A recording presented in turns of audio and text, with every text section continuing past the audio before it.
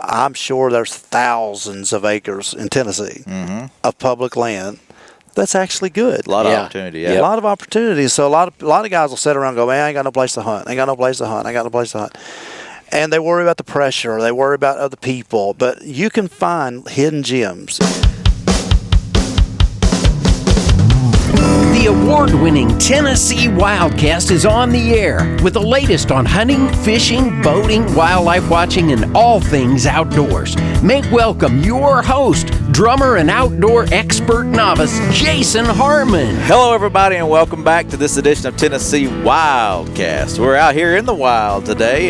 We're doing a remote show here with Mr. Matt Dale from Dale Outdoors. This is part 2, I guess you could say. He's been with us for a few days here, and we've shot a couple of shows. Glad you're tuning in. Thanks for watching. Thanks for listening. Also helping me co-host today is Don King. Yes, sir. And I think we need to adopt this outdoor studio right here. I think Parsley Farm. Let's do it. Yeah. And Mr. Mike Parsley. Mr. Mike Parsley is helping us co-host today. Appreciate you hosting us here. No problem. We're having fun. Oh yeah. Having a good time. We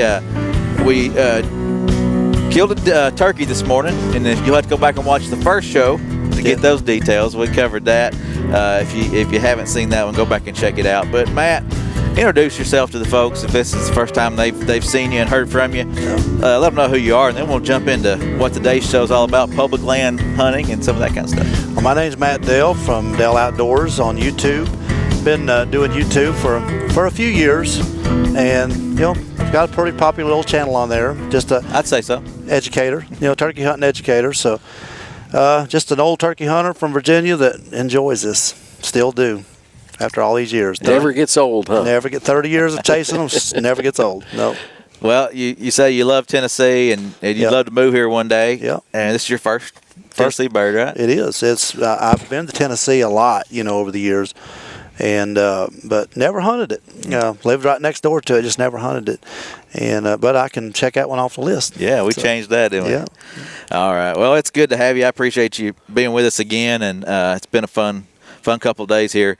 Let's jump into what this show's all about: public land hunting, public land turkey hunting, hunting in general. You know, so tell us a little bit about how you approach, say, public land and that kind of thing when you're checking it out. I get asked this question a lot, and I said I'm probably not the best to go to public land because I don't hunt a lot of public land, but I do hunt public. I hunted some public in Alabama already this year. Yeah. And I've killed some birds on public, and I'm sure there's thousands of acres in Tennessee of public land that's actually good. A lot of opportunity, yeah. A lot of opportunities. So a lot of guys will sit around and go, man, I ain't got no place to hunt. I ain't got no place to hunt. I got no place to hunt. And they worry about the pressure. They worry about other people. But you can find hidden gems. It's like Dale Hollow Lake here. You don't go out on this lake. And how many acres is it? Oh, I have no idea. But it's on the spot. It's large. It's big. It's big, right? Let's just say a 30,000 acre lake. And, you look at that driving across a bridge and go, boy, I bet there's some big fish in there. And they are, but they're probably not where you're looking. Yeah. You got a massive amount of land that you can fish, but there's only hidden spots. There's only certain spots in that lake. Time of year and things like that. Yeah, everything changes. So that's kind of like the way you approach public land. As far as, and I think most public land turkey hunters, they might not admit it, but I think this is what they mostly do is what I'm about to tell you. Always remember, public land, most of your turkeys are going to be where there's no pressure. Where's that at? Private. It always butts up against some kind of farmland, private land. So what I do, and it's a deer hunting too, I always hunt the outside perimeters. Don't get over on don't get on the private, but you hunt the outside. That's where you start. Now, I'm not saying turkeys won't be deep into national forest. They might, but where I start and get out, like when you pull into a property and you go, I have no idea what I'm doing, where do I even start? Fine, now you got, back when I first started turkey hunting, when I was a teenager, you didn't have this Onyx stuff and this maps. You just had to put shoe leather on and walk it and find out. Right. But now you got topo maps, and you got all these maps, where you could pull it up, and before you ever set tires on that place, you can see what cover, you can see what fields, you can see what food. Turkey's got to have what? Food, water, and cover. That's what they got to have. Yeah. So if you can find water, so look for creek drainages, look for them creeks. Turkeys like to roost, close to creeks up and, not all the time, but they like to roost around water. And find where they want to be. Fields, they like to get out in fields and strut. So if Farmer Jones over here butts up against public land, well, let's look over and see what Farmer Jones got. Yeah, right. So you're just staying on public, and you're basically just going up the outside perimeter calling, and you're going to eventually strike a gobbler. And then if he's on public, you kind of pinpoint where he's at. If he's on private, don't let that discourage you, because, listen, turkeys, they back and forth all the time. Yeah. Call him over. Call him off Farmer Jones. Call him over to you. So I stay, and if you watch a lot of, like, YouTube, public land hunters, and you watch a lot of, that's what they do. Yeah. That's basically what they're doing, and it works. It really does. And you just get up high. This is another thing, is get up high. If you're like early in the mornings, get as high as you can on that public land and put as much ears on that ground as you can. Because there's no point sitting way down here, gobblers, you can't hear them. Get up high, locate them. That's day one. And it may take you 1 or 2, 3 days to even figure out what they're doing. Mm-hmm. That's kind of like here. It took us a couple days just to figure out how to hunt this place, or for me. Yeah. Because I didn't know, That's what I was going to say. I mean, private land and public land it works both very ways. similar. Because, right. we hunted forest most of the time, but we skirted those fields just to see what's going on and see where they're coming in and out. Yeah, and, I think that's where a lot of people, it's a good starting point, because it can get overwhelming. It really can. You're like, man, I don't even know where to start. You got 5,000 acres here, public land. Where do I even start? Or you got national forest, which is thousands of acres. Yeah. And a lot of people think you can just walk off the road, get up there and call, and unless you got a lucky horseshoe, it ain't gonna happen. And like you said, if you're going to get out to the perimeter, a lot of times that's a fur piece from where you got to park and get out of the car. Yeah, listen, how many times do you think a turkey has been run off by somebody parking in a parking lot, going up there and yelping on a box call? Yeah. And, they just get pushed back just like deer. So sometimes you got to get back where they're at. But at the same time, I've know guys that's walked right off the hard top road and go down in there and call, and he just happened to be there, But you don't know till you get out there. Mm-hmm. So anybody that's leery about it, hey, there's a lot of great information on hunting public land, and I'm just giving you like the little points, where to start. But you just get out there and find the sign. Listen, sign will never lie to you. Mm-hmm. I've always said that. Sign will never lie. Something made that. Uh-huh. We saw how much, where we shot this turkey, how much scratching was there. Oh, yeah. Well, we didn't even know it was there. Yeah. Just looked like a bunch of, and over there we didn't see a lot, when we was going. But when we got around this turkey where he was at, man, and he wasn't the only one doing that. It was looked like a huge flock had come through there. But you find the sign. If we wouldn't have seen this turkey and I'd have saw that, I'd have said, hey, find the sign. Your droppings, scratches, something made that. That didn't just magically appear. Yeah. So I think that's where, and I've always said a good fall hunter, and I know Tennessee's got fall turkey hunting. Yeah. A good fall hunter will make a superb spring hunter, because a fall hunter, they don't go on their gobbling. A lot of times in the spring, people go on their gobbling. If they ain't gobbling, it's a bad morning. Just give it up. Go to the house. Go Shoney's. Go to Hardee's. They're done by 8 o'clock. They ain't gobbling. But you got to remember, turkey don't have to gobble to get a hen. Why do you think he does this? He's out there strutting. Why do you think he struts? He's out there attracting them. Visual. They see him. Yeah. He don't have to gobble. So in the fall, where you have to depend on calling, a different way, and sign. See that the good old fall hunters, they kind of already got that down pat. So if turkeys ain't gobbling in the spring, we don't care. We don't care if they ain't gobbling or not. We'll go kill them anyway. It makes it harder. I'm not saying it don't, but. That's where you start on public land, outside perimeters. Yeah. Deer hunting too, And what's great about some of these public lands that we have here in Tennessee, they're the same as statewide seasons a lot of times. Yeah. Check your guide, read up on your guide, but a lot of these WMAs are the same as statewide seasons. So that means, say if it was this year, you'd get 3 birds, and one a day. So and shameless plug, there's tons of information about the WMAs on our website. Yeah, tnwildlife.org. Yep. We looked at it the other day. There's Standing Stone WMA that's 15 minutes away? Yeah, just down the road. 30,000 acres of land That's a lot of land. You and I, and my mom and dad and grandparents have all paid for already. You don't have to go out and buy some. It's your land. It's right there. And that's a state park. And so check your guide. Some of these state parks are allowed to be hunted on. At least a portion of it. Yeah. And then also, just like yesterday, we did a little fishing. Turkeys ain't talking, we'll go fishing. Yeah. But there's property around Dale Hollow, around Old Hickory, and on some of these other bodies of water, it's only accessible by water in some cases, but opportunities are there. But think about it. How many people's going to take a boat? Some of them will, die-hard turkey hunters, but how many people's going to take their boat 15 minutes up Dale Hollow Lake just to get on a ridge and park their boat and get on a ridge? You get unpressured turkeys that way. And a lot of times you get them turkeys that they're more easier to call in than, say, one that just gets hammered all the time. And I think that's what scares a lot of people. When I say public land, I'm not against it at all. I've hunted public. I'm not above hunting public at all. It's just that I get so many opportunities to hunt private. Well, of course I'm going to hunt private, Sure. It's not really because the turkeys are any different. It's just I don't worry about the turkeys. I worry about the other people.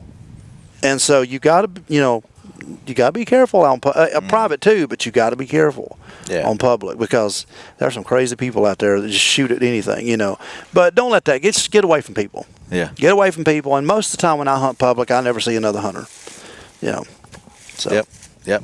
We're going to try to do that some this year and get out there and at least I am and see if I can find some turkeys on public land. It's fun. Yeah. But okay, let's talk about. We kind of hit on this even. What's some other tips for new property? What do you look for? What do you look for on new property? When you came here, what when you pulled in the driveway, what did you say you needed to do to figure this out? Well, I didn't know that till we got down there yesterday. And if I would have known that we had to go all the way over there, I said, take the Ranger, But he said, we're going to take the Ranger. I said, I don't know because I'm afraid we'll go down in here and we'll bust them out of here. See, I didn't know. But I didn't know how it laid. You just wanted to go on a hike. A couple miles. That was a hike. That was a hike, yeah. And 23,000 steps later. But, I think access. I look for access, good access.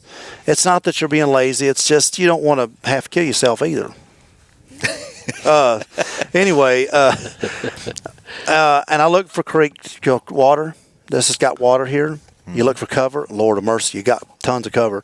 And you look for food. Food sources that this property butts up against neighbors' fields and stuff, and you see them out there strutting. So they got everything they need. Well, if I'm looking at a map. And yesterday, when we just walked around here for 7 hours and trying to find a turkey, I was basically just walking, and we were calling, but I was just looking. And I felt, and I said last night when we got back, I said, we're just going to have to get up. It's too open because it's time of year. Now, maybe late season, it get some foliage on. It might be easier to hunt this place. But right now, it's just... The turkeys are high because they're not going to get way down in a valley. I mean, unless you blow them, but most of them are going to stay on benches. They're going to stay, and you're high.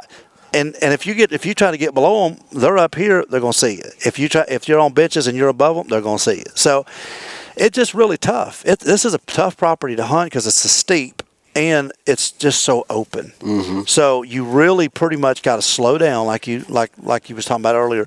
Slow down. I know we all want to fish fast and move fast, and sometimes I do too, but you just got to slow down because if you start running through there turkey call and trying to get a hot gobbler going, you're going to blow out half the stuff on your property. So it's just tough. And once I seen that yesterday, I said, we're just going to have to slow down a lot. Yeah. And it worked, though. I learned a lot today. Yeah. I mean, just how you did that and how you approached that bird and worked around those tops, and I would still been over calling, like I said earlier. Well, the good thing about a place like this too, or any timber situation, because I've always said I'd 10 times rather timber hunt than I would field hunt. Now it's not meaning I won't shoot one in the field. I shot one last week in Mississippi in a field. I'll sit in a field and wait for them if that's what. Wherever turkey at, that's where I'm going to be. It's not like I'm not going to hunt that turkey's in the field. No, I'm going to go where the turkey's at. But if I had my druthers, I'd rather hunt in the timber because you can move, crawl. I crawled on this turkey, for a bit. You can't do that in a field situation. You can't do that in an open situation. But if you can work the benches and but you got to remember, if they ain't gobbling, man, it's just you're moving and you're You're putting so much pressure, and we probably walked by a lot of turkeys yesterday. Yeah. That never said a thing. But so that's how I kind of approach it. Well, this was a early season bird right here, but it's getting later in the season now. How do you hunt late season? Man, late season, it's bittersweet because turkey season's getting close to being over, and it's like, oh man, you're like, no, I ain't ready for it to be over yet. But I would rather hunt late season. That's my favorite time to hunt. April, I love April. I love March in the South, but that ain't nothing can compare to a May gobbler. That's just because a turkey that's 4 or 5 years old that wouldn't say a word in April because he was all henned up, wouldn't say a word. You just had a bunch of 2-year-old and 3-year-olds just gobbling their heads off. That's when the big boys start just ripping, man. I mean, really? And you just start. Just about every turkey I kill in May has big old hooks on them. They're just. I killed one in Ohio a couple of years ago. Had inch and a half spurs. I mean, they were like razor hooks, and that turkey probably never said a word 2 or 3 weeks later or earlier. But they get by themselves. The hens start going there because they're going to nest. You got to remember, they're going to do what's natural. So right now, a lot of guys guarantee we're taping this, dealing with henned up turkeys. Just they got hens, and it's going to get worse. I hate to tell you, but here in about 2 weeks, it's going to get worse. You're going to start seeing them with 10, 15 hens. And when they got 10, 15 girls around them, they don't have to gobble. So the gobbling goes way down, and it never fails. Every year I get the same thing. People will text me. People will message me on Facebook. What's wrong with the turkeys? What's wrong with the turkeys? Nothing's gobbling. They was gobbling their heads off 2 or 3 weeks. They got hens. That's just, they're henned up. They gobble on the roost, they fly down, they got hens. But in the late season, when you get about that May, it depends on where you live and everything. But like right here in Tennessee, from about May the 7th, 8th on into the close, man, that 2 weeks can be phenomenal. It's the same in Virginia. It's just phenomenal. I mean, it's just like the gobbling just crazy. And you might hear 4 or 5 turkeys a morning just hammering. But it's just turkeys that's by themselves. And if they ain't by themselves early, they'll be by themselves 10, 11 o'clock in the day. So don't ever overlook that 9, 10, 11, 12 o'clock time in the late season because turkeys might be with hens. She leaves to go nest. He's by himself. And if you oversleep, maybe, you got to work till 7, 8 o'clock in the morning. Man, I can't hunt. No, get out there at 9, 10, 11 o'clock. Because, man, I'm telling you, it can be most of the turkeys I kill in late season in May, I never kill one early hardly. I should just sleep, but I don't. But I ought to. I can go out there at 9, 10 o'clock and just get them fired up. Where right now, it's a little different. You got to get out there before. Right. I think we messed up that first day of the hunt. We should have been up a little bit earlier. It was already getting daybreak. Yeah, they were right there. We jumped that big gobbler. Yeah. And he was on the ground. So late season can be great, though. But you just got, as far as calling late season, I try not to get super loud. Sometimes you got to. Turkey, sometimes you got to. But I try to keep everything softer and just being that hen that's moved in, that new girl that's moved in, and he's like, oh, who's that? I haven't heard that one. I didn't get her, I ain't got her yet. And I've seen so many days where you go out at 9:30 and get him fired up, he'll be dead by 10. Just run right in on you. And he'll come I've seen him come 200 yards in 30 minutes. It's like kamikaze, just I call them the kamikaze turkeys. I love late season, but it's like I said, turkey season's getting close. One of the biggest turkeys I ever killed, one I named my calls after, the old Sly. I don't name turkeys, but that one I named because I had a pet peeve with him, and I called him in 6 times in the whole season. Within shotgun range, I couldn't kill him. It just something went. He slid by me. That's why I called him Sly. He slid by me every time. Same turkey, and. I killed him the last day of Virginia season that year, May the 17th. 17th of May, the last day, called that joker in. And he was so hard to kill, but May the 17th, it was like a whole different turkey. Where he was so tough to kill in April when he had 50 hens around him. Not 50, but maybe 12, 13 hens around him. He by himself. And I just caught him on a day when he was just by himself. And just the right purse. And he had over 1.5 inch spurs, had a 12-inch beard, just 24-pound gobbler in Virginia and in the mountains, and 24-pound turkey in Virginia, maybe Iowa and Missouri and all that we hunt. It may not be a big turkey to you, but places like this, a 24-pound gobbler is a big gobbler. Mm-hmm. Yeah. And it's just an old turkey, so they can it's almost like I call it a whitetail when they get in that rut phase. They just get stupid. Now, they don't never get stupid, and turkeys don't ever get stupid, but it's almost like they drop their guard a little bit because they're desperate. They're wanting that last go. So it can be phenomenal. So you say you switch your call it up just a little bit during that late season? Yeah, like instead of like right now in April, I'll be doing that stuff. Maybe a month from now, I might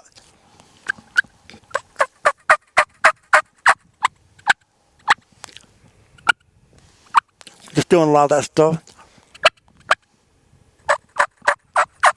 I call it the under your breath calling. That's where you're not opening your mouth. You're just it's coming down from here. So if you watch, I'm pushing everything, and I'm not even. It's going to sound louder in the mic, of course, but you're just.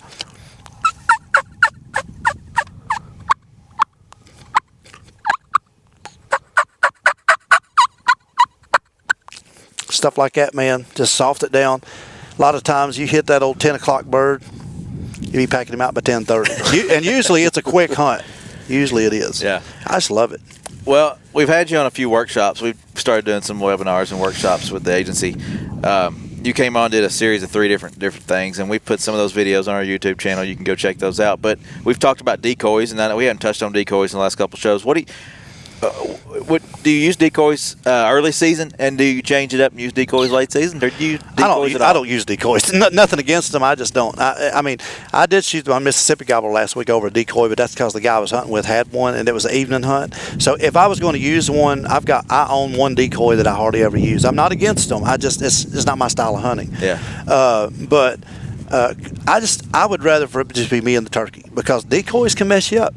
Yeah, they can get caught. They can get gobbler.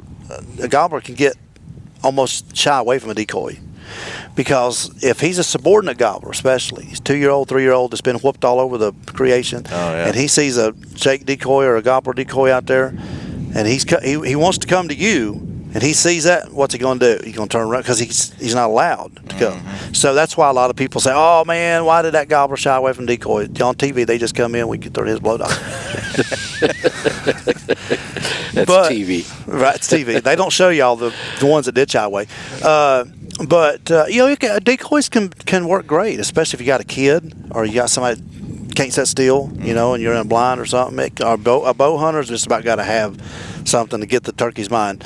Decoys, though, if you use a decoy, don't set a decoy right in front of you. Like a lot of people get tunnel vision, they'll want to set it right directly in front of the gun barrel. No, because that gobbler gets out there, he can see past that decoy. You want to get that decoy either to your right, to your left. Usually if you're right-handed, you want to sit over here. Left, you want to get over here. You want that gobbler to walk past you, so his mind ain't even on your area, so you can get him away. And, don't put him out there 40, 50 yards. You got a shotgun. Put him up there 15, 20 yards. Yeah. And he'll just walk right on by you a lot of times, and you can move a little bit. But decoys can mess you up. So right now, this time, you could get away with a gobbler or a Jake, if he's a dominant gobbler. Like maybe this turkey's probably a 4-year-old turkey, so he probably would have come in and flogged the decoy, Right. But late season, I would say a lone hen if I was going to do one. That's what I was going to ask, because you said they're looking for that Just lonely hen one that you're trying to hen. mimic. In fact, I had a guy message me a couple years ago, or maybe last year on Facebook, and he said, "Man, I got this situation. Of course, a lot of people ask me stuff, and I'm like, well, I don't know. I'm not there. I'm not on the property. I don't know what the gobbler's doing." But he said, "Man, this gobbler keeps in. He keeps coming in." And he said the same gobbler's come in for 2 days straight, and he said he only comes like 60 yards to decoys. And he's like, he wants to come, but then he just turns around and walks off. What's wrong? I said, "What kind of decoys you got?" He said, "I got a Jake and a hen." Take the Jake out. Take the Jake out, put a hen up there. And I think it's a couple days later, he sent me a picture. He said, "It worked, man." He's like, he come right in, just strutted all around that decoy, But he's like, this didn't even occur to me. Like, I thought they would come in and just get jealous. No competition. Well, sometimes they do get jealous if they're a boss gobbler. But if he's been whooped up and down, because everything's about the pecking order. Mm-hmm. Even I wish we had time to get into it, but even calling, you gotta. It's that pecking order, man. And turkeys have a pecking order: spring, summer, fall, winter. It's all about who's in charge. So when the boss gobbler gets taken out, another one takes his place. But try that lone hen. That'll probably do you a lot better. Well, tell folks how they can find your stuff out there. You got a YouTube channel. Yeah. You got your YouTube, DellOutdoors.com. Dell Outdoors on YouTube, and I got a website, DellOutdoors.com. Facebook, Instagram. They can come to my website and find all that stuff, and on the YouTube page also. But I'm pretty much I try to stay in my lane. You're not going to come to my channel see a bunch of heads get blowed off. You will see some. You'll see this turkey get killed, but I'm mostly an educator. Mm-hmm. I want to just teach people how to turkey hunt. And when someone sends me a picture or says, "Man, I killed my first gobbler," just like I got a message yesterday, "Man, I killed my first gobbler today," and it was all because of you watching your videos. Or I hear a guy say, "Man, I tagged out for the first time. Never tagged out in my life. I was just lucky to kill one. All these other years, but I've tagged out. I'm starting to get this thing because of you." That's my reward right there. Yeah. You watching me shoot a turkey, it's fun, it's entertaining, or anybody, but it ain't going to teach you nothing. And that's what a lot of guys, they do. And they see all these shows and stuff, and they go out and try to do that on their property. It don't work. Because you got to remember, these guys are hunting places you never get to hunt. Unpressured turkeys, and they ain't hunting public land, most of them. I guarantee you that. Some of them are, but I'm just trying to teach people 30 years of turkey hunting. Yeah. Passing. That's the theme of our channel. Pass the knowledge. So that's where you find me on there. Well, I think it's cool. Go back and watch this hunt. Watch this video, because as soon as he kills that bird, I pan over to the right to see the bird. And he's like, "No, get back over here on me. I need to tell you what just happened. This is that strut zone, and you're really educating people right after you pull the trigger." When I pulled the trigger, I said, "Did I not call it, or did I not call it?" And that's not bragging on me. That's just saying when you learn to read turkeys, you're going to kill turkeys. Yeah. And when you learn their habits and you learn their, just how to hunt them. But by the time this airs, get out in that late season, man. You'll love it. Yeah. Late season's awesome. Well, Matt, thanks for coming down. Appreciate it. Appreciate it. I know me and thank you, Matt. Me and Mike learned a lot, and I appreciate you hanging out with us for a few days. Maybe he'll put me on a whitetail. Hey, we can do that. We can do that. I got tags, so if I got tags, I'm coming somewhere. We'll do it. Maybe we'll hit some public land too. It'd be fun. Yeah, it'd be fun. Would. So anyway, all right, catch some fish, do all that fun. Yeah. Hey, remember Dale Outdoors on YouTube. Check him out on all his Facebook, social media, all that fun stuff. Check out the agency, tnwildlife.org. Get your license. Go outdoorstennessee.com. Download the app. Easy to check turkey in, right?